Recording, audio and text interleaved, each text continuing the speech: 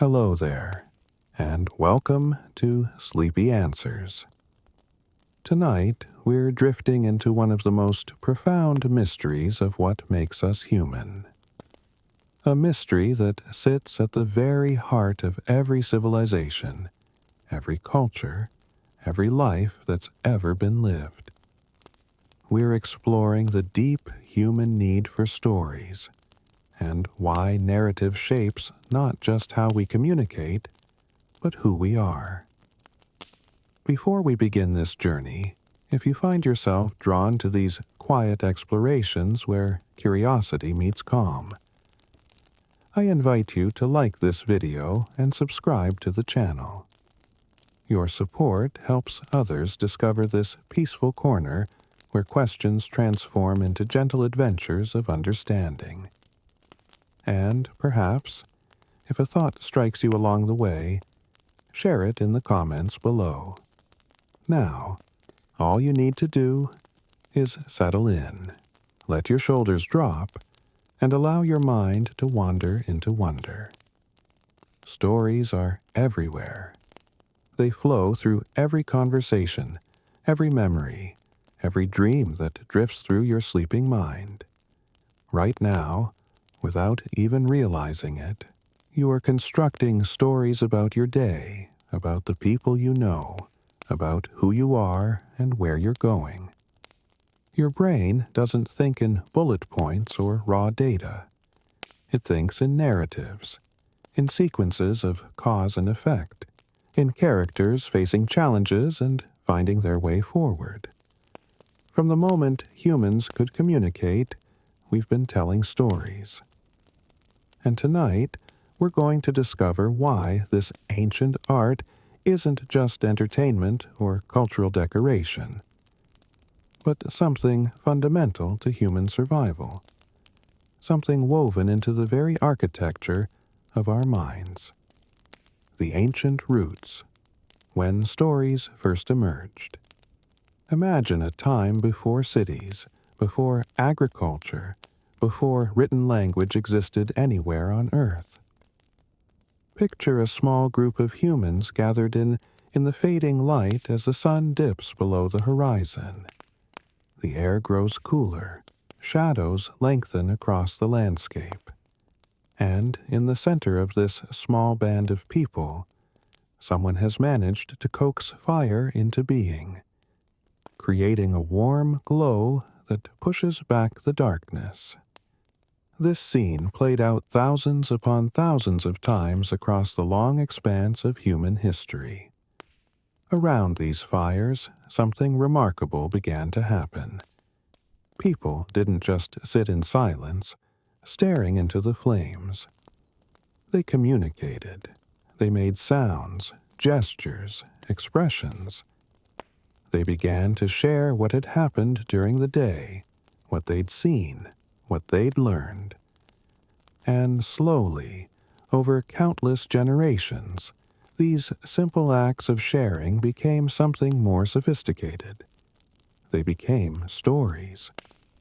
The origins of storytelling stretch back so far into human history that we can never know the exact moment it began. Stories don't fossilize. They leave no bones, no stone tools, no physical evidence for archaeologists to uncover. But researchers have found compelling clues by studying the oldest human populations still practicing hunter-gatherer lifestyles, by examining the way language evolved, and by investigating what makes human cognition unique. Some anthropologists believe storytelling may have started even before we had fully developed language. Our ancestors likely communicated through mimesis, through performance and gesture. A hunter returning from a close encounter with a dangerous predator might have acted out the experience, moving his body to show how the animal moved, how he escaped, where danger lurked. Others watching would have understood not through words but through movement, through the emotional intensity written on his face, through the rhythm and timing of his performance. These pre-linguistic stories carried vital information. They taught without formal instruction. A young person watching such a performance would learn what dangers existed in the world, how to recognize them, how to respond. The information transferred not as abstract facts, but as lived experience, as emotion-laden sequences that the brain could remember and later recall when needed. Evolutionary anthropologist Michael Tomasello has explored how shared intentionality emerged as a crucial development in human evolution.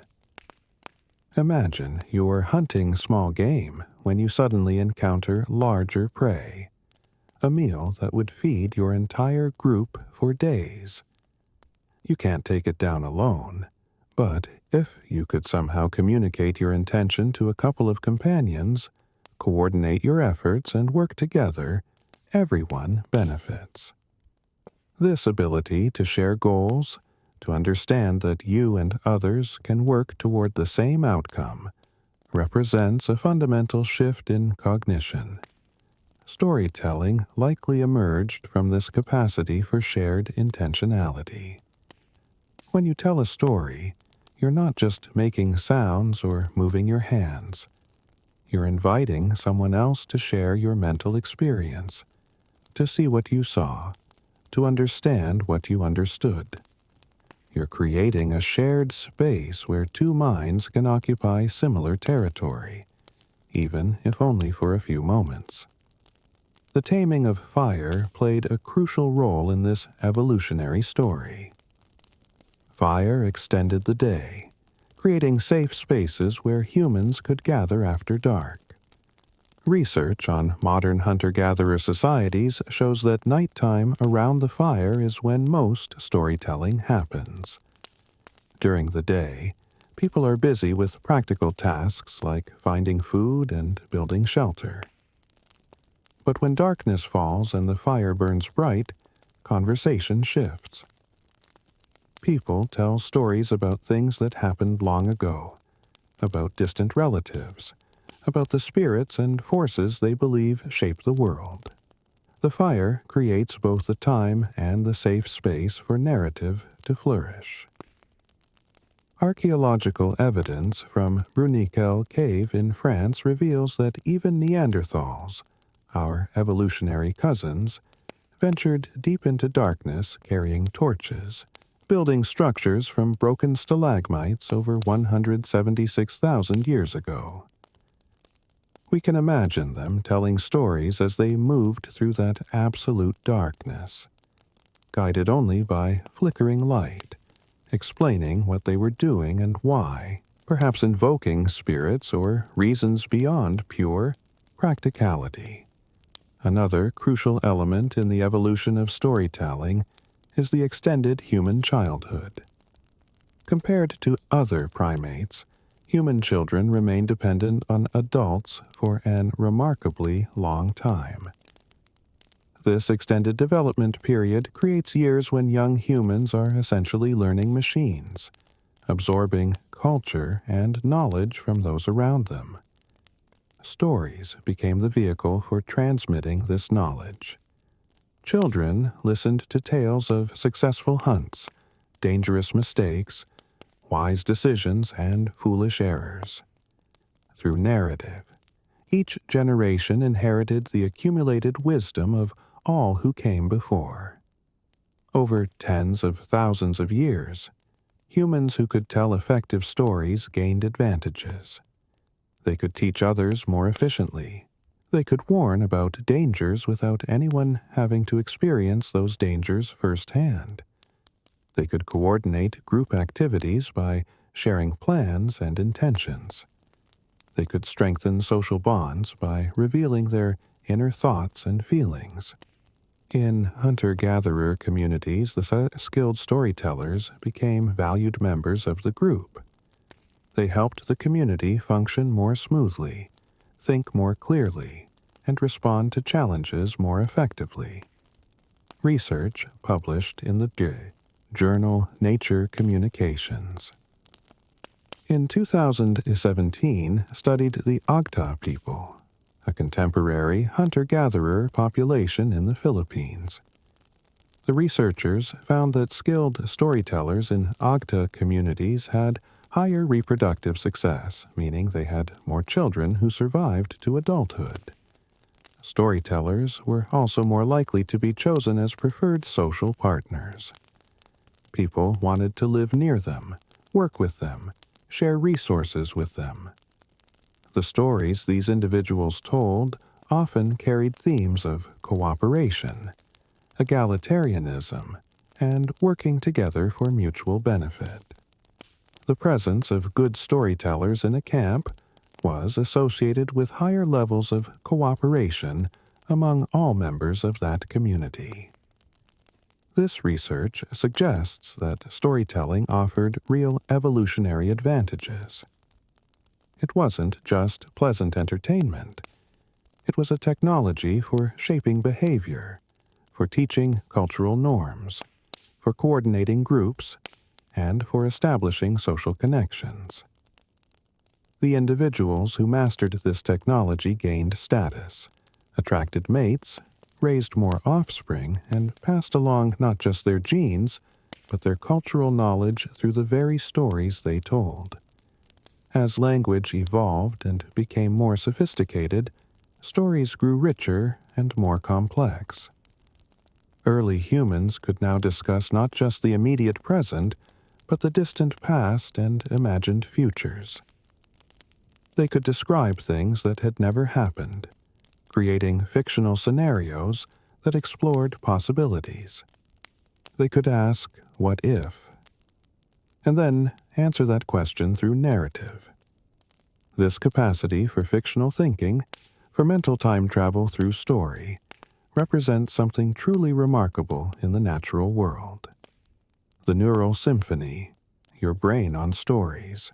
When you listen to a story, something extraordinary happens inside your skull. Your brain doesn't simply process language, decode meaning, and store information. Instead, a remarkable neural ballet unfolds, with multiple regions lighting up in coordinated patterns, creating an experience unlike almost any other form of communication. Let's start with what happens when you encounter pure facts versus when you encounter a story. Imagine someone tells you that the average temperature in a certain city is 15 degrees Celsius, that it receives 80 centimeters of rainfall annually, and that 300,000 people live there. Your brain processes this information primarily in language processing regions. The facts go in, get encoded linguistically, and are stored as abstract data points. Now, imagine instead that someone tells you about a young woman who moved to that city on a rainy October morning. How she felt the cold bite through her thin jacket. How she struggled to find her apartment building in the unfamiliar streets. How she finally discovered a small cafe where she warmed her hands around a cup of tea while watching strangers hurry past the window. Your brain responds completely differently. The language processing regions still activate, but now they're joined by sensory cortex areas that help you imagine what that cold felt like, what the rain sounded like, what the tea tasted like. Motor regions light up as you simulate in your mind the act of walking through unfamiliar streets, holding a warm cup. Emotional processing areas engage with the woman's feelings of uncertainty and the comfort she found. This multi-region activation is what neuroscientists call transportation. You're not just receiving information. You're being transported into the experience. Your brain creating an internal simulation of what's being described. This isn't metaphorical.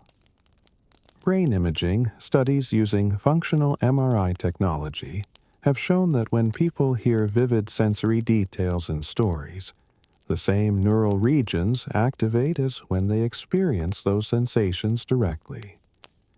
Reading about cinnamon activates olfactory processing areas. Reading about running activates motor cortex regions involved in movement. The brain treats story experiences as a form of lived experience, which helps explain why narratives can be so emotionally powerful and so memorable. But perhaps the most fascinating discovery about the neuroscience of storytelling comes from research by Yuri Hassan and his colleagues at Princeton University. They recorded brain activity from a person telling a story while simultaneously recording brain activity from someone listening to that story. What they found was remarkable.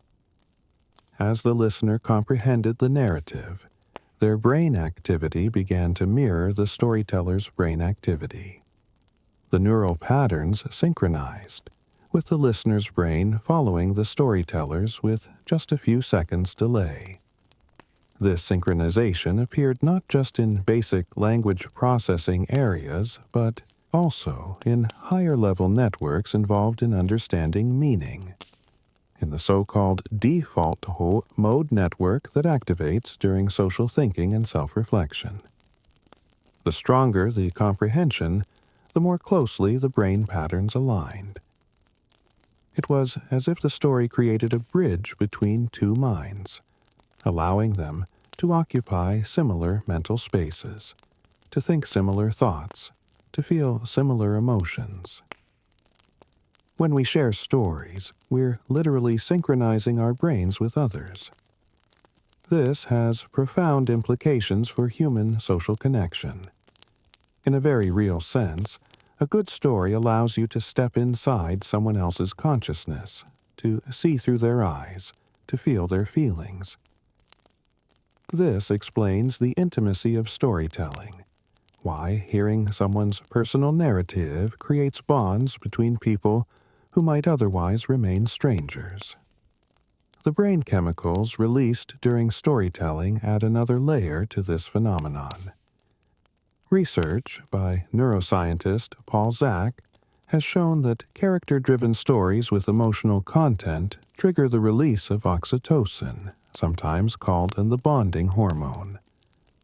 Oxytocin plays crucial roles in social behavior, in forming attachments between people, in creating feelings of trust and empathy. When we watch a compelling story unfold, especially one where we care about the characters and feel their emotional experiences, our brains release oxytocin.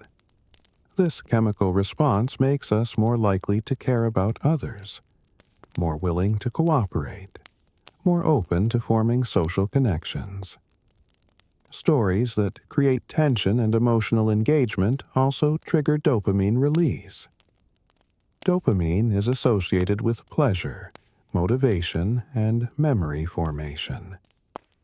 When something emotionally charged happens in a narrative, when there's surprise or suspense or resolution, dopamine surges through reward pathways in the brain. This chemical signature helps explain why we remember stories much better than we remember lists of facts. The dopamine surge marks the experience as significant, worthy of retention. Years after hearing a compelling story, you can recall specific details with surprising clarity because that dopamine marked those memories as important at the time of encoding. This is why well-structured narratives, like memorable TED Talks or powerful films, stay with us long after we encounter them. The combination of neural synchronization, multi-region activation, and chemical responses creates an experience that etches itself into memory far more effectively than straightforward information transfer. The brain's response to stories also involves regions associated with theory of mind, the ability to understand that other people have thoughts, beliefs, desires, and intentions that may differ from your own. When you follow a character through a story, trying to understand why they make certain choices, predicting what they might do next, feeling what they feel, you're exercising the neural networks responsible for social cognition. Reading about someone's motivations and mental states activates the same brain regions that light up when you're actually trying to figure out what real people around you are thinking. This means engaging with stories may actually strengthen your social cognitive abilities. Research has found that people who read more fiction, particularly literary fiction with complex characters, show enhanced activity and synchronization in brain networks involved in understanding others' mental states. It's as if stories provide a kind of gym for social cognition, letting you practice understanding minds, exploring different perspectives, and developing empathy through safe, fictional encounters rather than risky, real-world mistakes. The predictive nature of the human brain also plays a crucial role in our response to narratives. Your brain is constantly generating predictions about what will happen next, based on patterns learned from past experience. When you hear a story, you're unconsciously making predictions about where it's going, what characters will do, how conflicts might resolve. When a story confirms your predictions, you feel satisfaction. When it violates your expectations in surprising ways, you experience delight or shock, and your attention intensifies. Good storytellers understand this instinctively.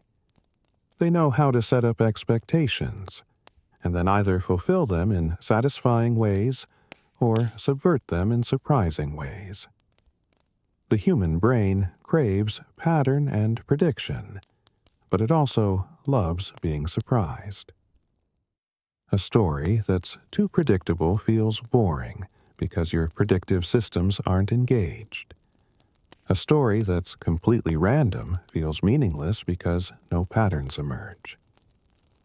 The sweet spot lies in stories that create clear enough patterns that predictions are possible, but then introduce enough variation and surprise to keep the brain actively engaged, constantly updating its models, paying close attention. This is the neural symphony that unfolds every time we encounter narrative. Multiple brain regions activate in coordination. Chemicals flow through reward and bonding pathways. Patterns form and dissolve and reform. Predictions are made and tested. And through all of this complex orchestration, we're transported into experiences we've never lived. We synchronize our thoughts with minds we've never met, and we emerge changed by journeys that happened entirely inside our skulls. The social glue, stories as cooperation technology. If you looked at early human societies from a distance, you might wonder how such fragile creatures managed to survive, let alone thrive. Humans lack the sharp claws of cats, the armored hides of rhinoceroses, the speed of gazelles. Individual humans are not particularly impressive physical specimens compared to many other animals.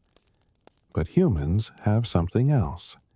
Something that allowed them to become the most successful large species on the planet. They have the ability to cooperate in flexible, large-scale groups. And stories are the technology that makes this cooperation possible. Consider the challenge of coordinating behavior among people. In a small band of 20 or 30 individuals, you might manage through direct relationships, through daily interactions where everyone knows everyone else. But as groups grew larger, as human societies expanded beyond intimate bands into tribes, villages, and eventually cities with thousands or millions of people, direct personal relationships couldn't scale. You can't personally know everyone in a city. You can't have intimate relationships with thousands of people. Stories solve this problem. They allow groups to share norms, values, expectations, and beliefs without requiring direct personal relationships. When everyone in a community knows the same stories, those stories create common ground. They establish what behavior is acceptable and what isn't. They teach moral lessons. They explain how the world works and how people should act within it. In hunter-gatherer societies, oral storytelling traditions encode crucial information about how to behave. The Agta people of the Philippines, mentioned earlier, tell stories rich with themes of cooperation, egalitarianism, and sex equality. These aren't abstract moral lessons. They're narratives that show characters cooperating successfully, that depict the consequences of selfishness, that demonstrate how working together produces better outcomes for everyone. Children growing up immersed in these stories absorb these values, not through explicit instruction, but through repeated exposure to narrative patterns. Research analyzing stories from 7 different hunter-gatherer cultures in Thailand, Malaysia, Africa, and elsewhere found consistent themes across these diverse populations. The stories often dealt with food sharing, hunting cooperation, relationships with in-laws, and appropriate social behavior. They established expectations for how people should treat each other. In societies without written laws or formal institutions, these stories served as the social contract, the shared understanding that held communities together. The power of stories to shape behavior shows up in experimental research. In the study of Agta communities, researchers used economic games to measure cooperation. In one version, people received rice tokens and could choose to keep them or share them with others. In camps where there were more skilled storytellers, people gave away larger portions of their rice. The correlation was striking. For every 1% increase in the proportion of skilled storytellers in a community, there was a 2.2% increase in generosity in these cooperation games. This doesn't prove definitively that the storytellers caused the increased cooperation, but it suggests a strong relationship between narrative and pro-social behavior. The stories these communities share emphasize cooperation, equality, and mutual support. Growing up, hearing these narratives shapes how people think about fairness and sharing, influencing their choices even in anonymous, experimental situations. Stories also establish group identity and boundaries. When a community shares particular narratives, especially origin stories or foundational myths, those stories define who belongs to the group and who doesn't. They create a sense of shared history, shared values, shared destiny. This can foster powerful feelings of connection and belonging. You're not just an isolated individual. You're part of something larger, part of a story that extends backward into the past and forward into the future. The Navajo people's emergence story, which describes how the tribe came to be, serves as the foundation for their beliefs and values. The Maori people's Waka Papa tradition links individuals directly to mythological origins through carefully preserved genealogical narratives. These stories aren't just interesting tales. They're the glue that holds cultural identities together across generations, maintaining continuity even as circumstances change. religious narratives function similarly, creating large-scale cooperation among people who may never meet. When millions of individuals share a religious story, they can coordinate behavior across vast distances. They share moral frameworks, ritual practices, ultimate concerns. Recent research has suggested that the emergence of religious narratives featuring powerful gods who monitor behavior and punish wrongdoing may have facilitated the expansion of human societies into larger and larger groups. These stories provided a mechanism for enforcing norms even when direct human monitoring wasn't possible. The individual benefits of being a skilled storyteller also reinforced the social function of narrative. In the UGTA study, researchers asked people to name individuals they'd prefer to live with. Skilled storytellers were chosen nearly twice as often as less skilled storytellers. Remarkably, storytellers were preferred over people who had excellent reputations for hunting, fishing, and foraging skills that directly contributed to food acquisition.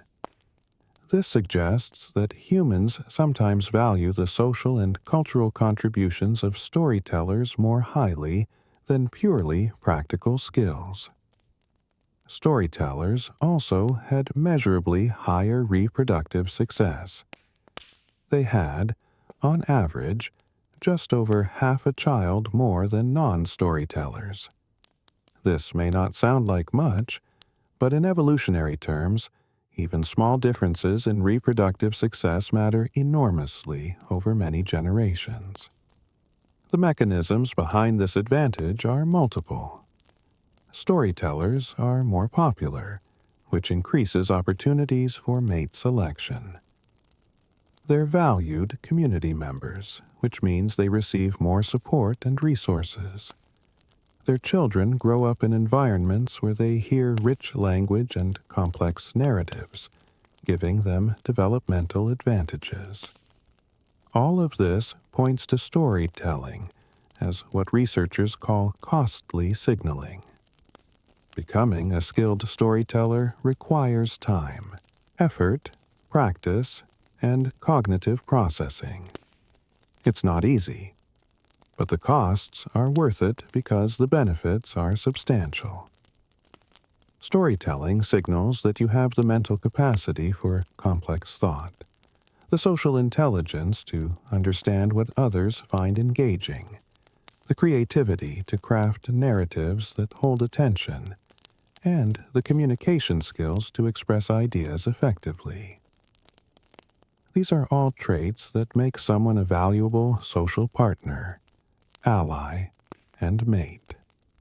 From the perspective of the group, storytelling creates cohesion, transmits knowledge, establishes norms, and coordinates behavior. From the perspective of the individual, storytelling creates status, attracts partners, and ensures support. These individual and group-level benefits reinforce each other, creating powerful evolutionary pressures that shaped both our capacity for narrative and our deep hunger for stories. We need stories because they're the technology our ancestors developed to make large-scale human cooperation possible, and that technology is now woven into the very fabric of what we are. Memory, meaning, and mental maps. Close your eyes for a moment and try to recall what you did 3 Tuesdays ago.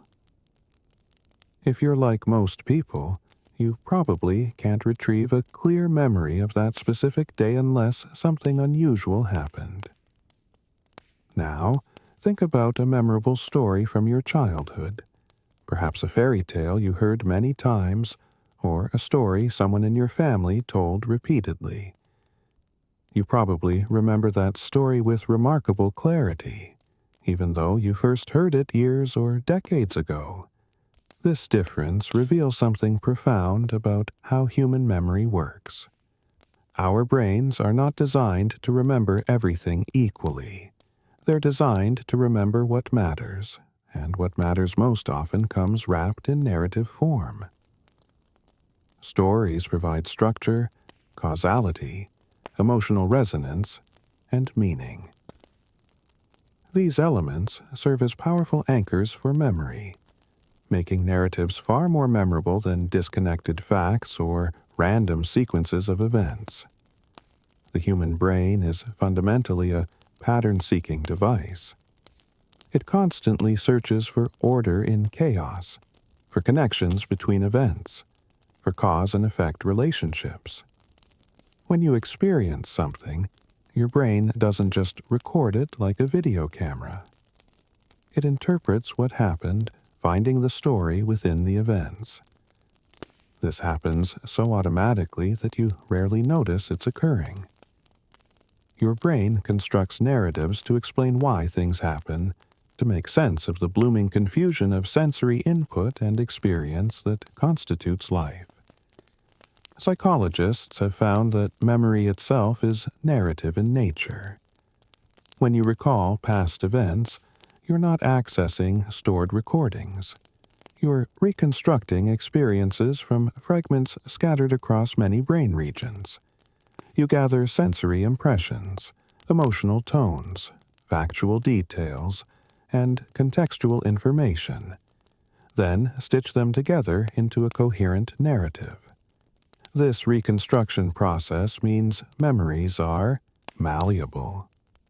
Each time you recall something, you slightly rewrite it, updating it based on your current understanding, your present emotions, your recent experiences.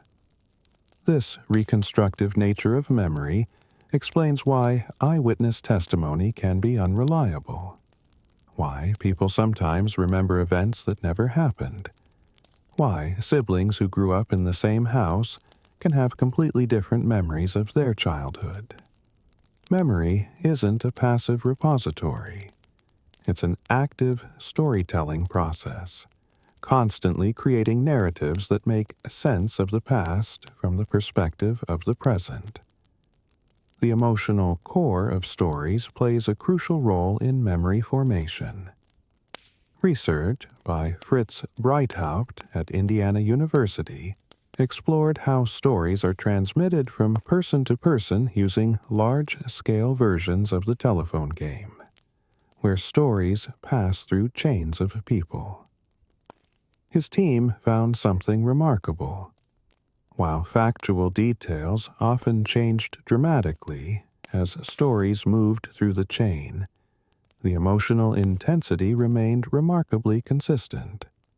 The feelings embedded in narratives persist even when specific facts shift. Breithaupt argues that stories are essentially emotion episodes. They start somewhere and end in an emotion, and that emotion is the reward we receive for engaging with the narrative. The emotion stays with us, anchored in memory, long after specific details fade. This explains why you might remember how a story made you feel years after forgetting most of what actually happened in it. The emotion is the core, the memorable essence that your brain prioritizes for retention. This emotional anchoring works because of how the brain processes memory. The amygdala, a structure heavily involved in emotional processing, interacts closely with the hippocampus, a region crucial for forming new long-term memories. When something happens that triggers strong emotions, the amygdala enhances hippocampal activity, essentially telling the memory system that this event is important and should be retained. Stories that create emotional experiences benefit from this enhancement, becoming more deeply encoded than emotionally neutral information. Stories also provide what cognitive scientists call coherence.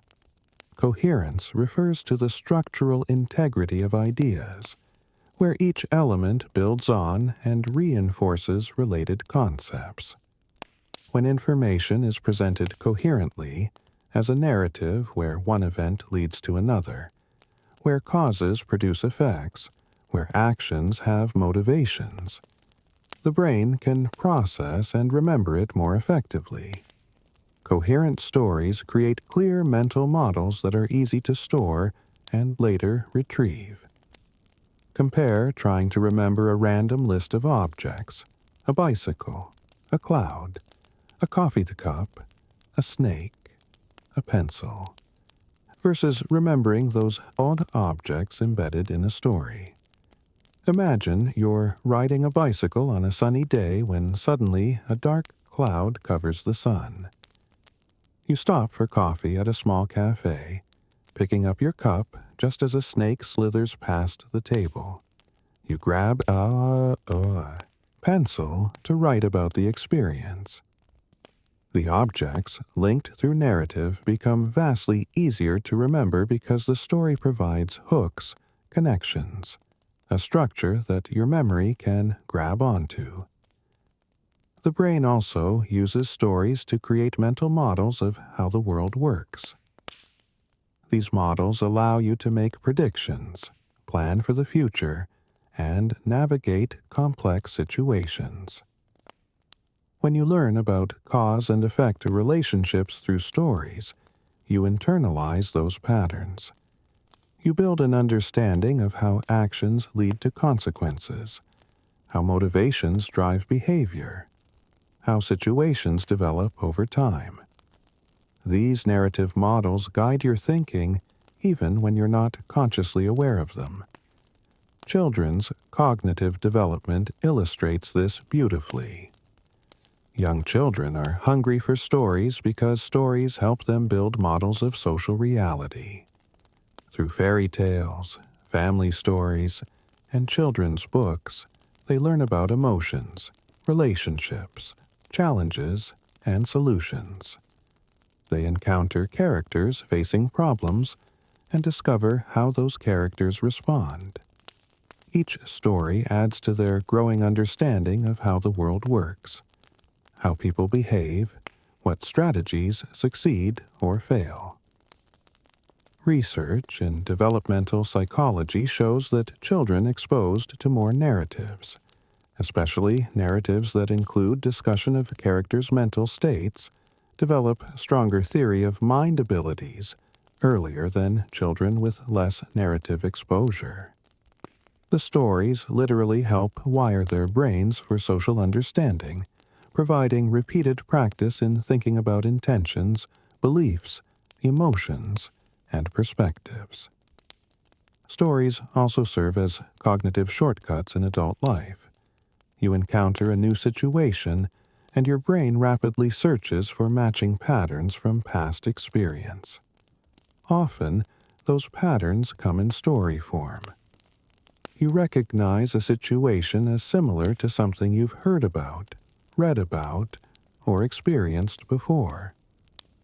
This recognition allows you to respond quickly, drawing on narrative-based knowledge rather than having to reason everything out from first principles. These narrative shortcuts can be incredibly useful. They allow rapid decision-making, drawing on accumulated cultural wisdom. But they can also mislead. When your brain matches a current situation to an inappropriate story, you might respond in ways that don't fit reality. This is why challenging our own narratives, updating our stories based on new evidence, remains important. We need to revise our internal narratives when they no longer serve us well. The predictive nature of the brain ties closely to narrative. Your brain is constantly generating predictions about what will happen next, and it constructs these predictions based largely on patterns learned from past experience. Stories help train these predictive systems. They show you how situations typically unfold, what usually happens after certain events, how people generally respond to circumstances. This narrative training shapes your expectations, which, in turn, shape your perceptions and behaviors. Without stories, without narrative structure, the world would seem chaotic and meaningless. Events would happen one after another with no clear connections, no interpretable patterns. Stories are how we impose order on experience, how we find meaning in the relentless flow of time. They're the cognitive tools our brains use to create coherent, memorable, meaningful models of reality. The empathy engine, understanding other minds. One of the most remarkable features of human cognition is the ability to imagine what's happening inside another person's mind. We can infer that others have beliefs, desires, intentions, and emotions that may differ from our own. We can try to see the world from their perspective, to understand why they do what they do, to predict how they might respond to different situations. This capacity, called theory of mind or mentalizing, is fundamental to human social life. And stories are one of the primary ways we develop and exercise this crucial ability.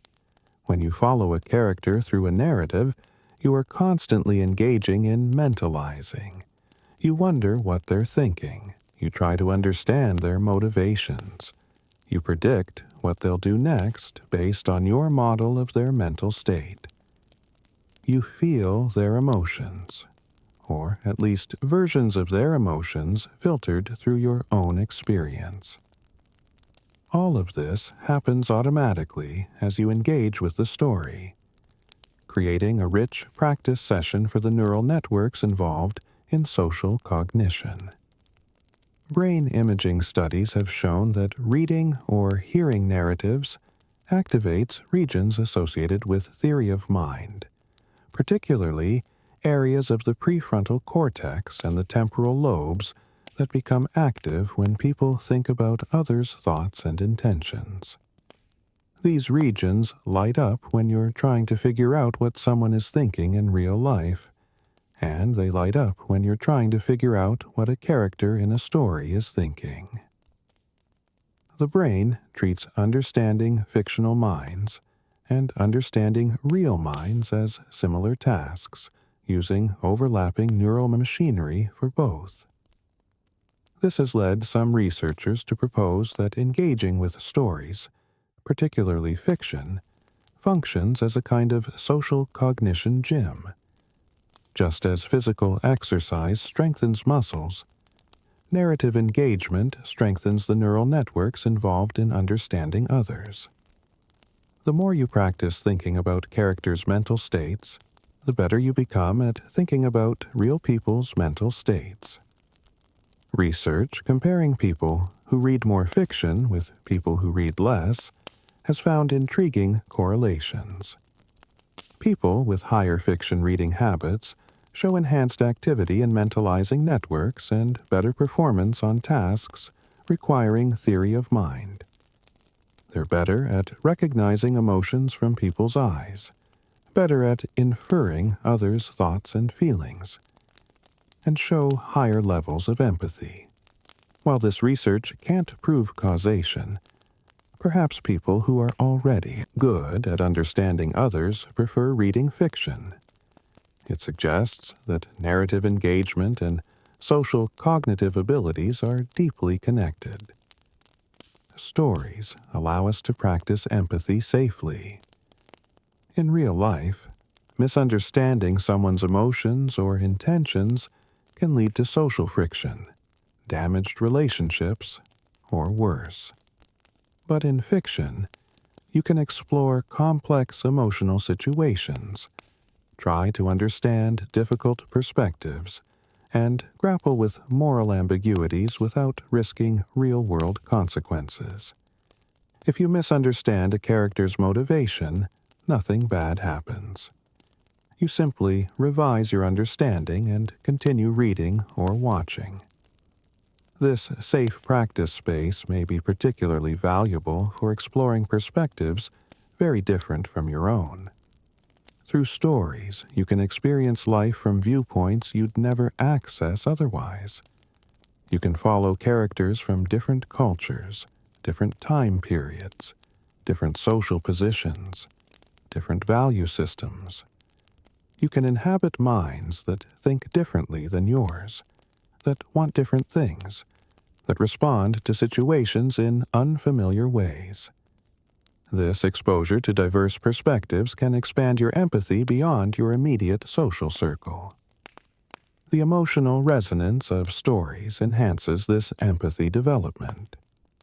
When you care about a character, when you feel invested in their journey, you experience their struggles and triumphs with genuine emotion. Brain scans have shown that when people watch emotionally moving stories, regions involved in processing emotions from sounds and in movement activate strongly, especially during emotional peaks in the narrative.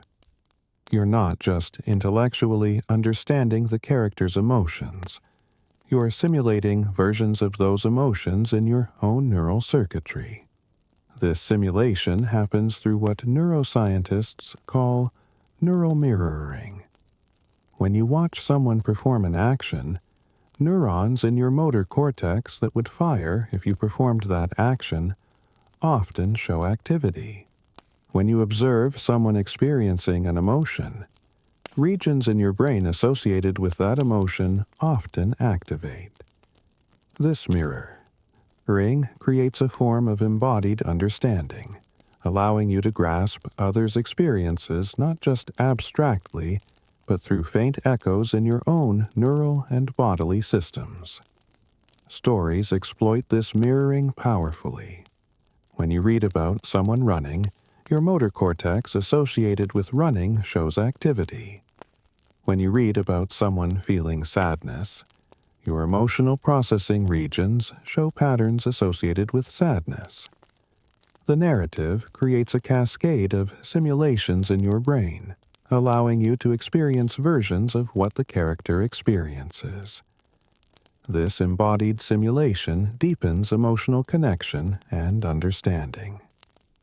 Character-driven stories may be particularly effective at building empathy because they focus attention on inner lives. Plot-driven narratives can be entertaining, but character-driven stories that explore motivations, conflicts, growth, and emotional complexity provide richer material for practicing social cognition. When you struggle to understand why a character makes a difficult choice, when you wrestle with their moral dilemmas, when you try to hold their contradictory impulses in mind simultaneously, you are building cognitive flexibility and emotional depth. The practice of perspective-taking through narrative may also contribute to moral development. Many stories present ethical challenges, situations where characters face difficult choices between competing values. Engaging with these dilemmas allows you to explore moral reasoning in nuanced ways.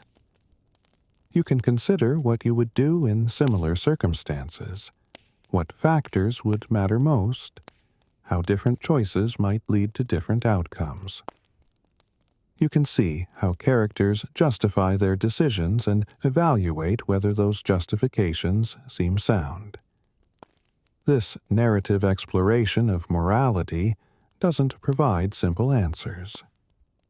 Good stories resist easy moralizing, instead presenting situations where values conflict, where good people make mistakes, where the right choice isn't obvious.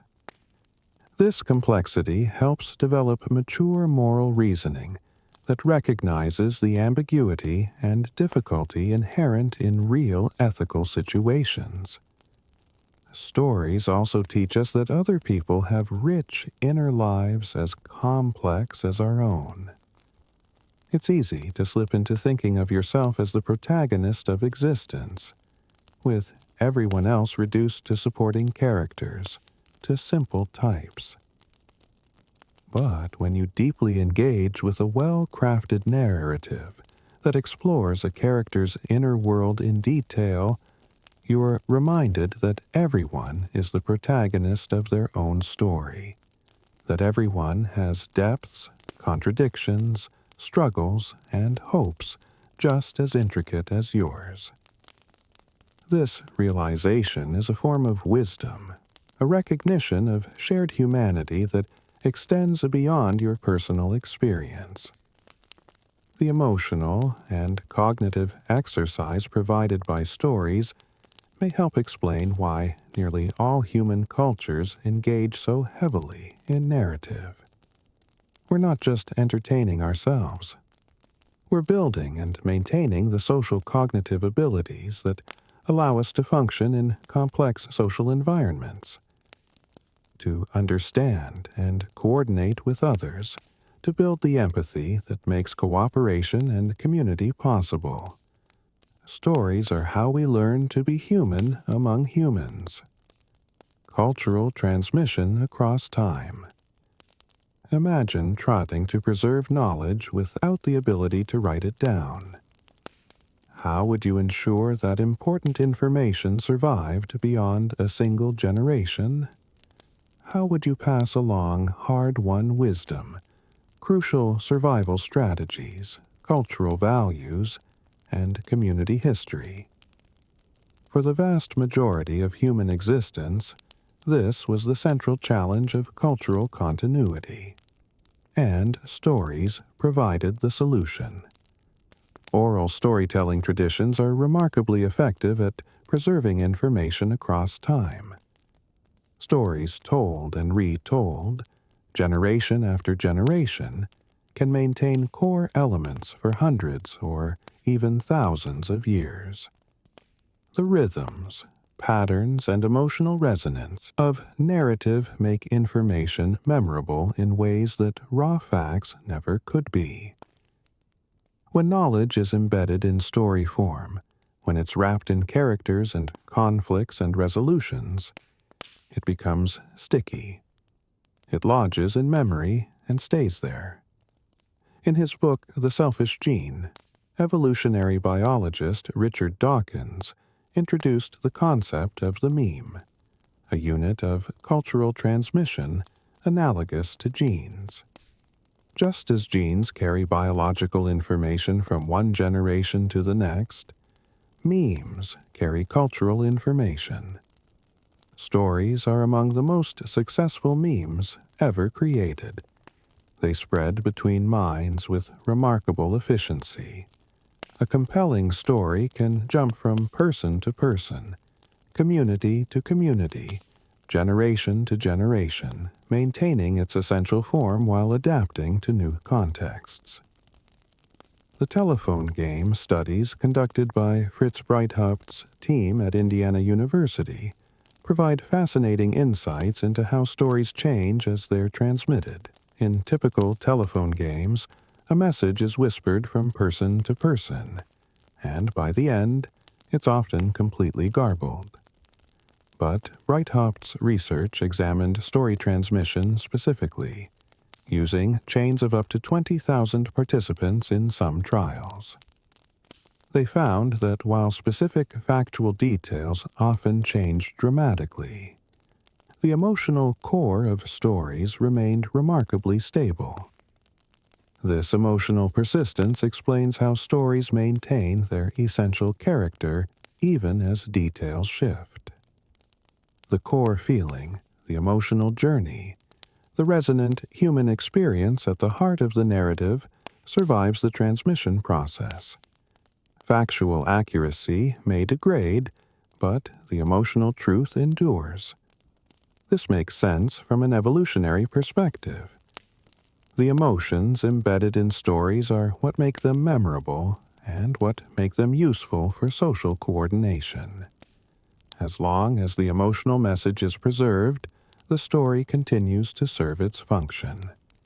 Consider fairy tales, which have been transmitted orally for centuries before being written down. Researchers have traced some fairy tale elements back thousands of years, finding common patterns across cultures separated by vast distances. The specific characters, settings, and details vary, but underlying structures persist. The tale of a protagonist facing trials, overcoming obstacles, and achieving transformation or reward appears in countless variations across human societies. These narrative structures spread because they resonate with fundamental human experiences and concerns. Fritz Breithaupt notes that fairy tales, particularly those collected by the Brothers Grimm, often feature a psychological element that may have contributed to their popularity: the triumph of the weak. These stories show seemingly powerless characters overcoming larger, stronger, more powerful opponents through cleverness, virtue, or unexpected aid. This narrative pattern emerged and flourished around the same time as the birth of the modern psychology, reflecting growing cultural interest in inner states, personal growth, and the power of individuals to shape their own destinies. Religious and spiritual narratives represent another powerful form of cultural transmission through story. The world's great religious traditions all center on foundational stories: creation myths, tales of prophets and teachers, parables, and moral exemplars. These stories don't just transmit abstract doctrine, they provide models for behavior, emotional frameworks for understanding life, explanations for suffering and meaning, and visions of ultimate purpose. They create shared worldviews that can unite millions of people across vast distances and long spans of time. The persistence of religious narratives demonstrates the power of story to shape culture. A text like the Bible, the Quran, or the Bhagavad Gita contains stories that have influenced human behavior for millennia. These narratives establish moral frameworks, define right and wrong, explain the nature of existence, and provide meaning in the face of life's inevitable difficulties. They've shaped laws, inspired art, justified both great compassion and terrible violence, and structured entire civilizations. Myths and legends serve similar functions, explaining natural phenomena and human origins while encoding cultural values. Indigenous storytelling traditions around the world preserve detailed ecological knowledge, mapping out where resources can be found, when certain plants are available, what animals behave in what ways, what environmental signs predict coming changes. This knowledge, embedded in narrative form, survives in oral traditions with remarkable accuracy, sometimes outperforming written records in certain contexts. The Maori Waka Papa tradition provides a powerful example. This oral genealogical system links individuals to ancestors, stretching back to mythological origins, preserving family histories, territorial claims, and social relationships. The narratives contain detailed information about lineages, marriages, migrations, and conflicts maintained through careful oral transmission over many generations. Skilled practitioners can recite these genealogies for hours, preserving information that might fill volumes if written down. Navajo storytelling traditions, similarly, preserve cultural identity, values, and spiritual beliefs. The Emergence story describes how the Navajo people came to be, establishing foundational beliefs about the relationship between humans and the natural world, between individuals and community, between physical and spiritual reality. These stories are not merely historical accounts.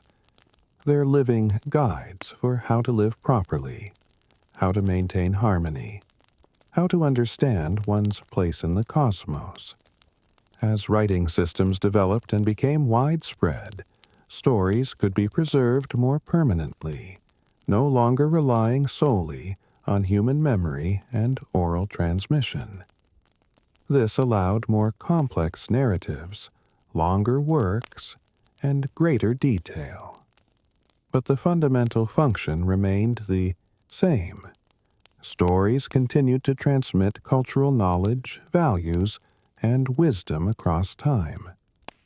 Literature, from ancient epics to modern novels, serves as a vast repository of cultural memory and exploration. Homer's Odyssey, composed nearly 3,000 years ago, still speaks to contemporary readers because it grapples with timeless human concerns. The desire for home, the cost of war, the complexity of loyalty, the nature of cunning versus strength. These themes resonate across cultures and eras because they touch fundamental aspects of human experience. Modern storytelling has evolved to include film, television, video games, and digital narratives. But the underlying mechanisms remain remarkably consistent. Whether told around a fire, written on paper, or streamed on screens, stories continue to serve their ancient functions, transmitting information, shaping values, creating shared culture, and connecting minds across time and space. We preserve our humanity through the stories we tell, passing along not just facts, but the accumulated emotional and moral wisdom of all who came before us. Identity, belief, and worldview. Who are you? It seems like a simple question, but if you try to answer it fully, you'll likely find yourself telling stories. You might describe where you came from, what experiences shaped you, what you believe, what you value, what you hope for. All of these elements take narrative form. Your sense of self is not a list of attributes. It's a story you tell yourself about who you are, where you've been, and where you're going. Personal identity is fundamentally narrative in nature. Psychologists have found that people with stronger, more coherent personal narratives tend to have better mental health, stronger sense of purpose, and greater life satisfaction.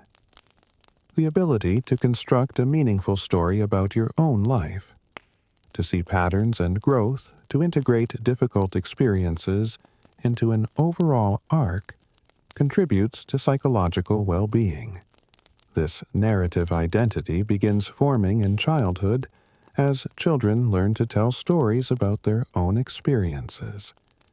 Initially, young children describe events in disconnected snippets, but gradually, with help from caregivers who ask questions and help them organize experiences, they learn to construct coherent narratives about what happened and why. These early autobiographical stories form the foundation for the more complex personal narratives they'll construct throughout life. The stories you tell about yourself shape not just how you understand your past, but how you approach your future. If your personal narrative focuses on resilience and growth, you're likely to face challenges differently than if your narrative emphasizes victimization or powerlessness. The story frames your expectations, influencing your choices and behaviors in ways that tend to fulfill the narrative you've constructed. This creates interesting dynamics. Your narrative shapes your behavior, which creates experiences that then get incorporated into your narrative, which further shapes future behavior. Personal stories can become self-fulfilling prophecies. Recognizing this gives you some power to revise your narratives, to choose stories about yourself that serve you better, that emphasize agency and possibility rather than limitation and defeat. Beyond personal identity, stories shape collective identities. National narratives define what it means to be a citizen of a particular country, what historical events matter, what values the nation embodies, what destiny awaits. These stories can inspire unity and purpose, creating bonds between millions of people who share little else beyond exposure to the same national narrative. But national narratives can also obscure complexity, glorify problematic aspects of history, or exclude groups who don't fit the dominant story. The stories nations tell about themselves rarely include full accounts of injustice, violence, or moral failure. Instead, they tend to emphasize heroism, progress, and righteousness. This selective storytelling serves to create cohesion and pride, but can also prevent honest reckoning with difficult truths. Religious and spiritual narratives shape even more fundamental aspects of worldview. They answer ultimate questions about why we exist, what happens after death, whether the universe has meaning and purpose, how we should live. These stories provide frameworks that organize all of human experience, turning the chaos of existence into coherent systems of meaning. For believers, these narratives are not just stories but truth, descriptions of reality that shape every aspect of life. Prayer, ritual, moral reasoning, community structure, and individual identity all flow from foundational religious stories. The comfort and meaning these narratives provide help explain why they're so persistent, why people hold them so deeply, why challenges to these stories can feel like existential threats. Stories also explain natural phenomena, turning mysterious or frightening aspects of the world into comprehensible narratives. Ancient peoples created myths explaining thunder, earthquakes, seasons, celestial movements. Modern people still use narrative frameworks to understand complex systems like climate, economy, or disease, even if these narratives are now informed by scientific understanding rather than supernatural forces. Political ideologies are essentially competing stories about how society should be organized and why. Capitalism and communism, for instance, are narrative frameworks that explain economic relationships, power structures, justice, and human nature in different ways. Adherents of each ideology see the world through the lens of their preferred narrative, interpreting events and evidence in ways that confirm their story about how things work. The power of stories to shape belief means they can be tools for both enlightenment and manipulation. Educational stories can expand understanding, challenge prejudice, and foster wisdom. But propaganda uses narrative techniques to mislead, to create false certainties, to manipulate emotion for cynical ends. The same mechanisms that make stories effective for transmitting cultural wisdom can be exploited to spread falsehood and hatred. Understanding the narrative nature of belief and identity creates an interesting paradox. Once you recognize that your worldview is shaped by stories, that your beliefs are influenced by narratives you've absorbed, does that make those beliefs less real or meaningful? Or does it simply reveal how profoundly storytelling shapes human consciousness? How narrative is the primary mode through which we construct and maintain our understanding of reality? Perhaps the answer is both. Recognizing the constructed nature of our narratives can help us hold beliefs more lightly, remain open to revision, and resist manipulation. But it doesn't mean abandoning narrative altogether. We can't escape stories. We think in narrative form. The goal is not to transcend storytelling, but to become more conscious storytellers, more careful about which narratives we accept, more willing to revise our stories when evidence demands it, more aware of how powerfully these stories shape who we are and what we believe. The dark side. When stories divide. Stories unite us, but they can also divide us. The same narrative mechanisms that create cooperation and empathy within groups can foster hostility and dehumanization toward those outside the group. Understanding this dark potential of storytelling is crucial for using narrative responsibly in an interconnected world. Throughout history, dominant groups have used stories to justify terrible actions. Colonial powers crafted narratives portraying themselves as civilized bearers of progress bringing enlightenment to savage lands. These stories erased the sophisticated cultures and rich traditions of colonized peoples, replacing them with caricatures that served imperial interests. The consequences of these narratives continue to reverberate today, shaping global inequalities and cultural wounds that haven't healed. Propaganda systematically exploits storytelling techniques for political manipulation. By creating simple narratives with clear heroes and villains, by appealing to emotion rather than reason, by repeating stories until they seem obviously true, propagandists can shape public opinion and justify policies that might otherwise seem unconscionable. The stories dehumanize enemies, glorify leaders, and create alternate realities where atrocities appear necessary or justified. The power of narrative to override factual information is particularly troubling. Studies have shown that stories can influence beliefs even when people know the stories are fictional. Fictional narratives that portray scientists as cold and unethical, for instance, can reduce trust in science more effectively than factual arguments ever could.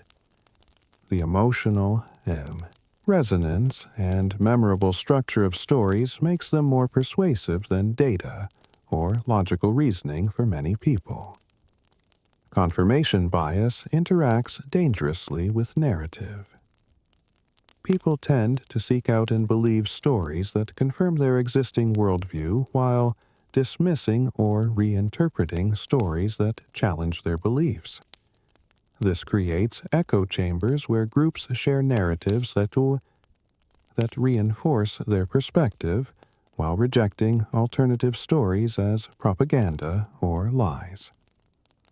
In polarized societies, different groups can live in completely different narrative worlds, seeing the same events through incompatible story frameworks. Social media has amplified these problems. Algorithms that prioritize engagement often promote extreme, emotionally charged narratives because they generate more clicks, shares, and comments than nuanced, balanced stories. This creates incentives for simplistic, divisive storytelling that inflames tribal identities, rather than fostering understanding. Misinformation spreads rapidly because false stories often have more emotional impact than accurate but complex truths. The deliberate crafting of addictive narratives also raises ethical concerns. Entertainment industries have become sophisticated at manipulating narrative structures to keep audiences engaged. Cliffhangers, unresolved tensions, and carefully paced revelations exploit the brain's desire for narrative closure. Streaming services design shows to encourage binge watching, using storytelling techniques that make it psychologically difficult to stop watching.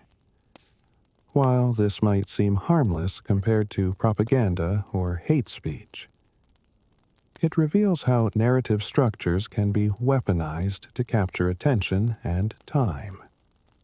The same mechanisms that evolved to help us learn from stories and coordinate with others can be hijacked to serve commercial interests, potentially at the expense of psychological well-being. Cultural appropriation represents another problematic dimension of storytelling. When dominant groups extract stories from marginalized cultures, stripping away context and nuance while profiting from the superficial elements, they commit a form of narrative violence. The stories lose their original meaning and function within their home culture, while simultaneously reinforcing the power of those doing the appropriating. Stories can also perpetuate harmful stereotypes and social structures. Narratives that consistently portray certain groups as villains, sidekicks, victims, or comic relief shape how people perceive and treat members of those groups in real life. The lack of diverse stories, or the predominance of stories told from limited perspectives, creates narrative monocultures that fail to reflect the full complexity of human experience. The concept of a single story, as writer Chimamanda Ngozi Adichie has explored, illustrates this danger. When we only hear one type of story about a place, a people, or an issue, that single story becomes our entire understanding. We lose the richness and complexity that multiple narratives would reveal. This is particularly problematic when the single story we hear reinforces negative stereotypes or oversimplifications. Recognizing these dangers doesn't mean abandoning storytelling. Stories remain essential to human existence. But it does mean developing critical narrative literacy, the ability to analyze stories, recognize their techniques and effects, question their assumptions, and resist manipulation.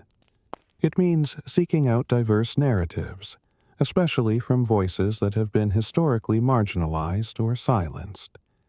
It means telling stories responsibly, with awareness of their power to shape belief and behavior. The solution to harmful stories is not fewer stories, but better stories, more diverse stories, stories told with empathy and honesty rather than manipulation and prejudice. We need narratives that build bridges rather than walls, that complicate rather than simplify, that invite understanding rather than reinforcing hatred. The challenge facing our storytelling species is learning to use our most powerful tool with wisdom, humility, and ethical awareness. Modern evolution, stories in the digital age. The ways humans tell and consume stories have transformed dramatically over the past few decades. From oral traditions to written texts to mass media to digital platforms, each technological shift has changed, not just how stories are delivered, but how they're structured, who gets to tell them, and how they influence culture. Television brought serialized storytelling into homes, creating shared cultural moments when millions watched the same programs.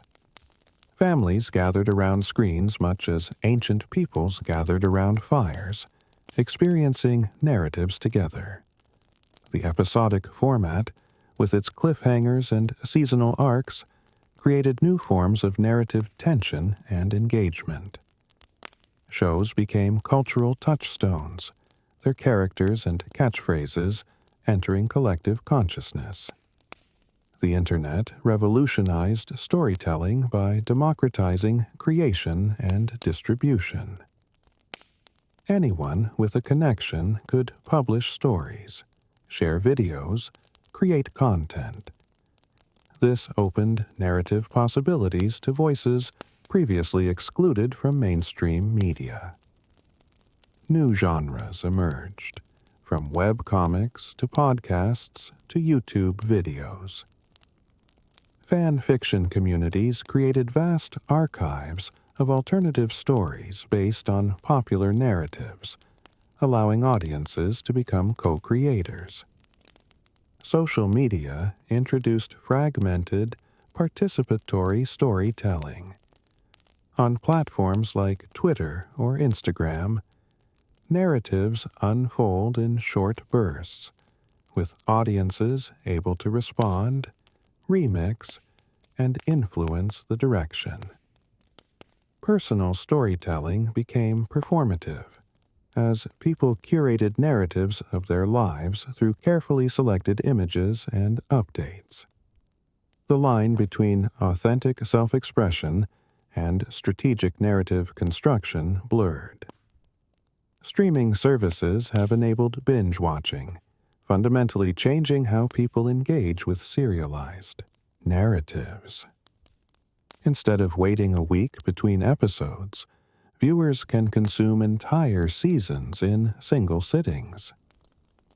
This changes narrative pacing, allowing more complex story arcs that don't need to remind viewers of previous events.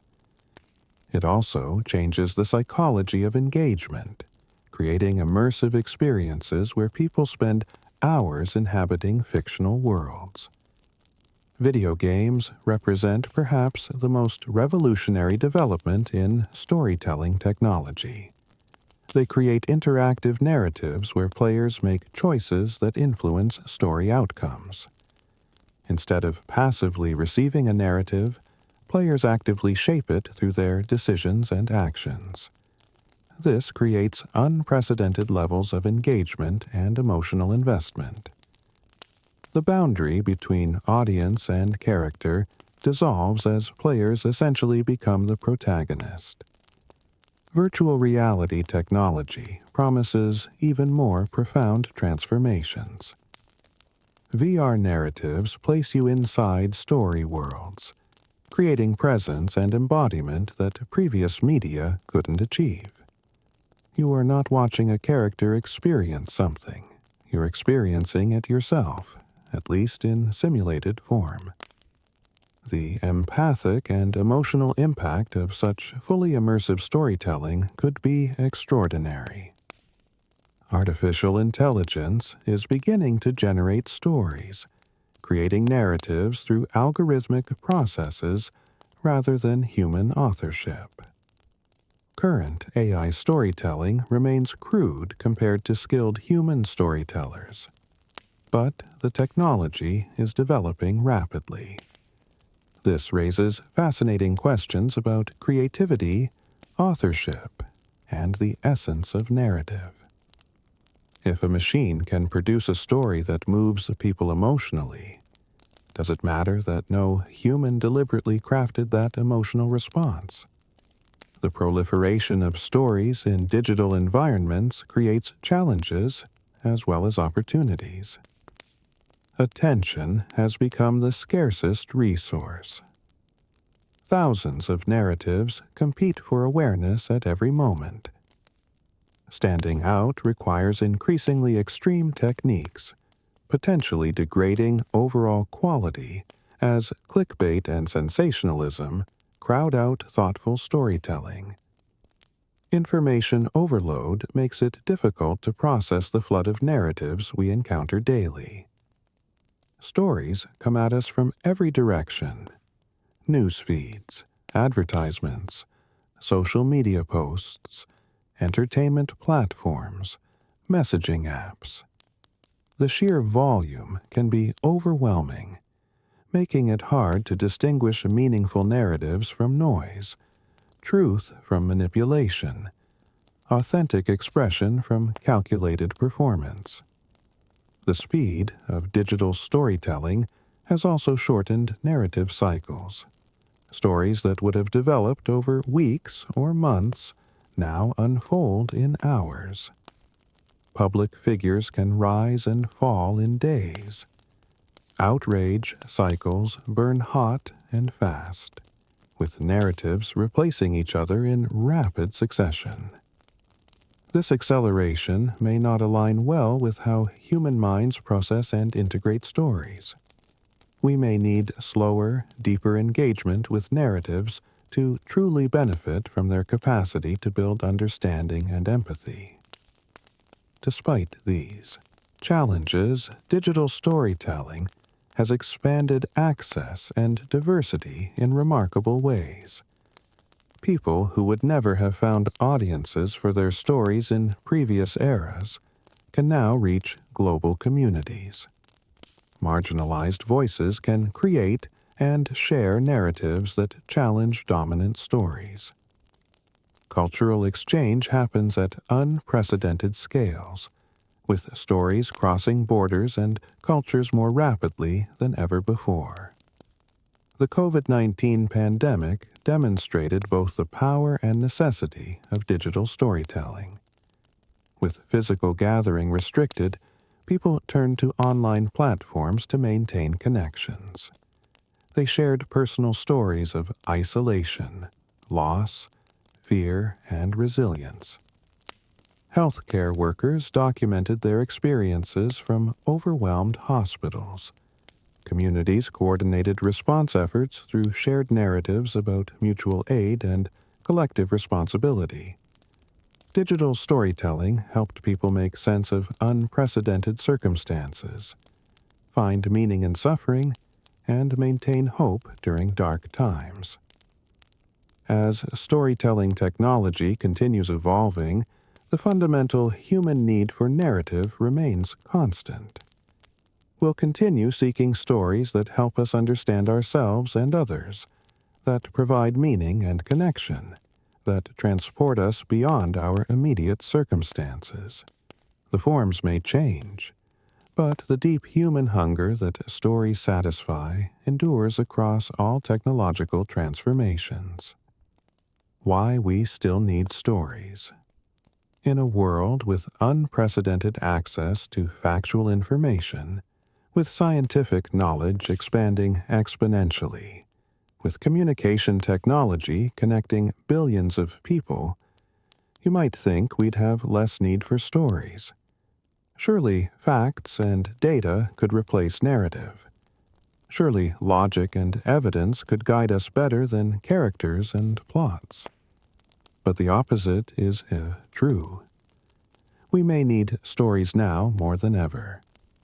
The complexity of modern life creates challenges that raw information alone can't address. Stories help us navigate uncertainty, process overwhelming realities, maintain connections across distance, and find meaning in circumstances that might otherwise feel chaotic or absurd. Consider the challenge of making sense of complex systems.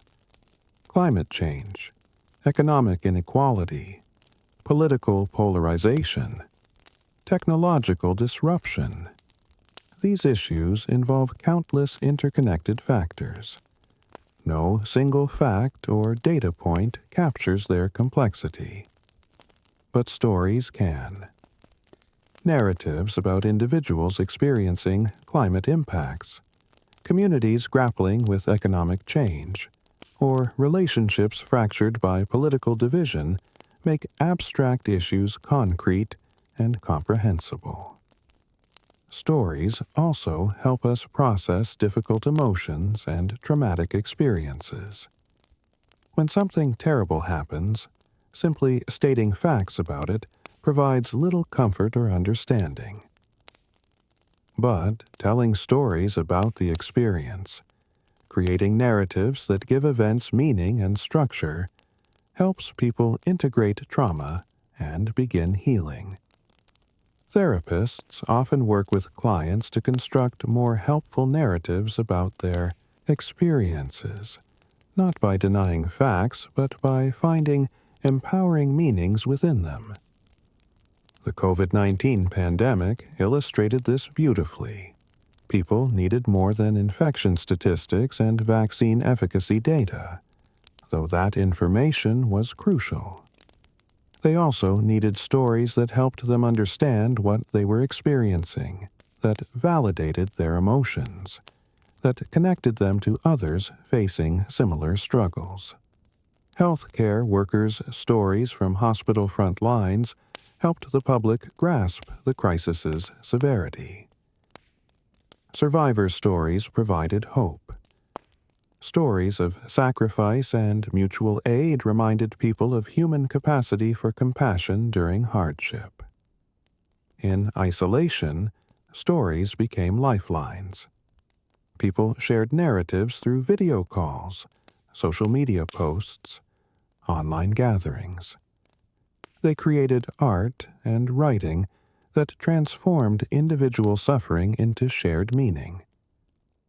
They told stories that helped them envision futures beyond the pandemic, maintaining hope when present circumstances felt unbearable. The stories didn't change the facts of the pandemic, but they changed how people related to those facts, how they found meaning, how they maintained psychological resilience. Stories all help us explore ethical complexity in ways that abstract principles cannot. Real moral challenges rarely present clear right and wrong options.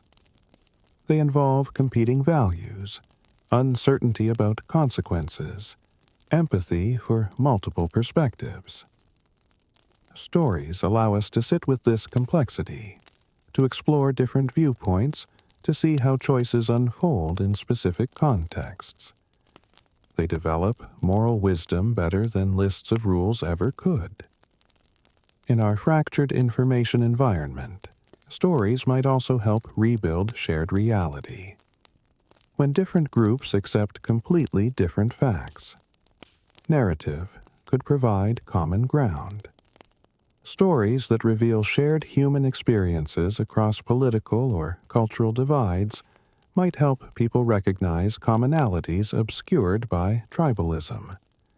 Stories about bridge builders, about people who maintain relationships despite disagreement, about communities finding cooperation amid conflict. These narratives model possibilities that pure argument cannot. Stories remain essential for imagination and innovation. They allow us to envision futures that don't yet exist, to ask, what if, to explore possibilities beyond current constraints. Science fiction stories have inspired technologies that eventually became real. Utopian and dystopian narratives help us think through consequences of different choices. Personal stories about career changes or life transformations give others courage to pursue their own unconventional paths. For children, stories remain crucial for development. They're how young minds learn about the world, about emotions, about relationships. The stories children hear shape their understanding of what's possible, what's valuable, who they might become.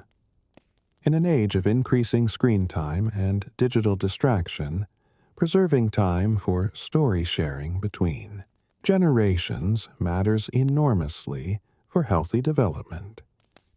Stories also preserve cultural heritage in ways no other medium can. The narratives passed down through generations carry wisdom, values, and knowledge that might otherwise be lost. Indigenous storytelling traditions maintain connections to land, to ancestors, to ways of knowing that differ from dominant cultural frameworks. Preserving these stories isn't just about maintaining diversity. It's about ensuring humanity retains access to multiple ways of understanding reality, multiple sources of wisdom. At the most fundamental level, we need stories because we are stories. Your sense of self, your understanding of your life, your hopes for the future, all take narrative form. You're constantly narrating your experience. constructing meaning through story. This isn't a cultural artifact that could be discarded. It's how human consciousness works, how we experience time, how we create coherence from the flow of sensation and experience that constitutes existence. Stories give us something that no amount of information can provide: meaning. Facts tell us what is. Stories tell us what it means, why it matters, how it feels, what we might do about it. In a universe that offers no inherent meaning, that simply exists without purpose or narrative, humans create meaning through the stories we tell. This act of meaning-making through narrative is perhaps the most distinctly human thing we do. The eternal human need. As you drift toward the end of this exploration, let your mind rest on a simple truth. For as long as humans have existed, we've told stories. And for as long as humans continue to exist, we'll keep telling them. Not because of tradition or habit, but because stories are woven into the deepest structures of what we are. Your brain is a storytelling organ. It takes the raw material of experience and transforms it into narrative. Every memory you hold, every plan you make, every understanding you reach happens through story. When you close your eyes tonight and slip into dreams, you won't experience random neural firings. You'll experience stories, narratives that your sleeping mind constructs from the day's fragments. The technology of storytelling will continue evolving. New platforms will emerge. AI might learn to craft narratives indistinguishable from human creations. Virtual reality might let us inhabit story worlds with unprecedented vividness. But underneath all these changes, the fundamental human hunger for narrative will persist. We'll keep seeking stories that help us understand, that connect us to others, that give our lives meaning and purpose. The responsibility falls to each of us to be conscious storytellers and thoughtful story consumers. We must choose narratives that bring wisdom rather than manipulation, that build bridges rather than walls, that honor complexity rather than simplifying it away. We must seek out diverse voices, question our assumptions, revise our stories when evidence demands it. Stories can divide us, manipulate us, narrow our vision. But they can also expand our empathy, deepen our wisdom, connect us across vast distances of time and space. The same tool that can be used to dehumanize can also be used to recognize our shared humanity. The choice of how we use our storytelling capacity may be among the most important choices we make. In this moment, as you listen to these words, you're experiencing what humans have done since we first gathered around fires. You're letting someone else's words create experiences in your mind. You're synchronizing your thoughts with mine across the medium of narrative. You're participating in the most ancient and most essential human technology. If this exploration has sparked something in you, if you've found value in this quiet journey through the nature of story, I invite you to like this video and subscribe to the channel. Share it with someone who might appreciate this gentle space where curiosity and calm intertwine. Leave a comment sharing your own thoughts about stories, about which narratives have shaped you, about what you've discovered here. But for now, simply rest. Let the ideas settle gently into your mind. You don't need to hold them tightly. They'll be there when you need them, woven into the neural networks that make you who you are. The stories you've heard tonight, the stories you'll hear tomorrow, the stories you'll tell yourself about your own life, they're all part of the vast, ongoing narrative that is human existence. As you drift towards sleep, know that you're taking part in something profound and ancient. You're using the same capacity that allowed your ancestors to survive, to thrive, to build civilizations and create meaning from chaos. You're storytelling, because that's what humans do. It's what we've always done. It's what we'll always need to do. Let your breathing slow. Let your body soften into stillness. Let the gentle rhythm of narrative carry you into rest. The story continues tomorrow. But for tonight, you can simply be. Simply drift. Simply let go. Good night.